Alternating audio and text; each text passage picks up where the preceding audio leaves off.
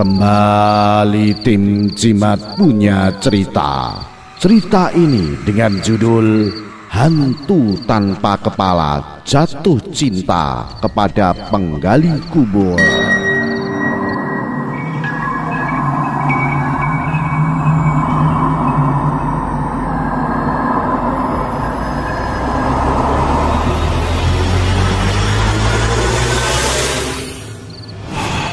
Dimanapun tempat ada juga pemakaman tanpa identitas. Dan di pemakaman tanpa identitas ini biasanya menyimpan sejuta kisah dan mistis.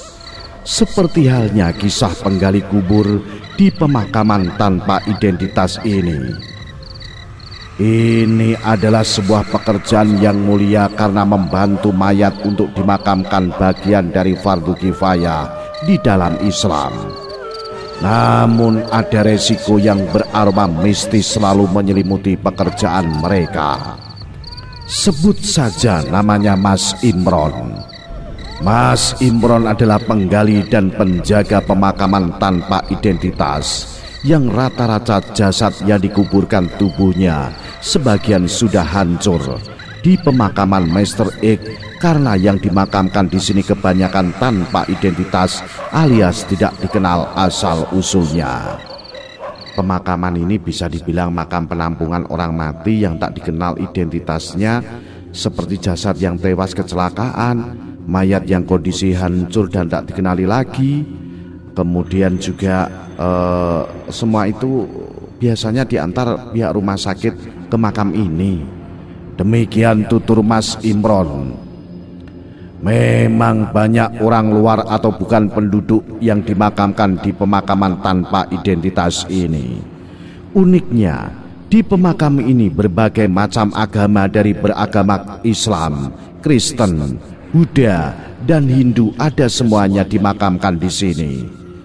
Makam ini adalah awal dahulu dari pihak rumah sakit dan sampai saat ini dimanfaatkan pihak rumah sakit dan masyarakat setempat. Cerita mistis ketika ada keluarga ingin mengetahui mayat tersebut adalah bagian dari keluarga. Mas Imron membongkar makam tersebut dan berbicara kepada si mayit dengan membuka tali pocongnya sambil menatap wajah si mayit untuk mengenalinya. Kamu usai maghrib silahkan temui saya, biar saya ketemukan dengan keluargamu. Demikian Mas Imron. Malamnya, dia bertemu dan berbicara dengan roh si mayit yang mencoba menyampaikan perihal apa yang mau disampaikan kepada pihak keluarga. Biasanya yang datang itu adalah wujudnya seperti pocong yang berbicara kepada Mas Imron. Ketika berbicara kepada pocong itu memang harus berjarak. Kalau tidak kita bisa kesurupan. Biasa saya lakukan komunikasi jika si mayit dalam kasus pembunuhan, karena ada hal-hal yang akan disampaikan kepada saya.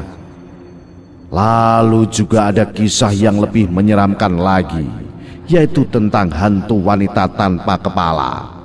Berawal saat pemakaman, saat dibuka tali pocongnya ternyata tidak berkepala. Saat itu saya buka tidak ada kepalanya. Kagetnya saya bukan main waktu itu. Seusai maghrib saya keluar rumah bertemu dengan hantu perempuan itu yang tanpa kepala, malah bersandar di bahuku. Dia berkata katanya mengucapkan terima kasih sudah memakamkan jasadnya, dan tolong katanya kepalanya tertinggal di bawah kereta api stasiun Purbo. Hantu perempuan tanpa kepala cerita awal dirinya terlindas si ular besi atau kereta api. Saat pulang dari Jakarta di perjalanan bertemu dengan dua orang laki-laki yang memberikan air mineral. Usai meminumnya tiba-tiba saja dirinya tidak sadarkan diri. Saat akan turun dia diperkosa bergantian oleh kedua laki-laki tadi dengan nafsu gilanya. Setelah puas melampiaskan birahi lalu dia dibunuh dan tubuhnya diikat di atas rel kereta api. Demikian hantu tersebut menangis dan meminta pertolongan kepada saya.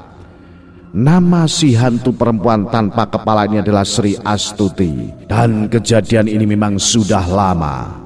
Mas Imron menjelaskan bahwa diri kita saat ini berbeda alam. Janganlah menambah dosa lagi, karena beban di alam kuburmu saja sudah susah di sana. Kamu istirahatlah dengan tenang di alam kubur ini. Nanti saya bacakan doa-doa agar kamu bisa tenang di sana. Usai kejadian itu, sosok perempuan tanpa kepala itu tidak lagi mendatangi diriku. Itulah cerita misteri tentang kisah hantu wanita tanpa kepala jatuh cinta kepada penggali kubur. Dan yang menyeramkan ternyata adalah korban pemerkosaan dan pembunuhan berencana. Salam Jimatres, salam satu misteri. Au.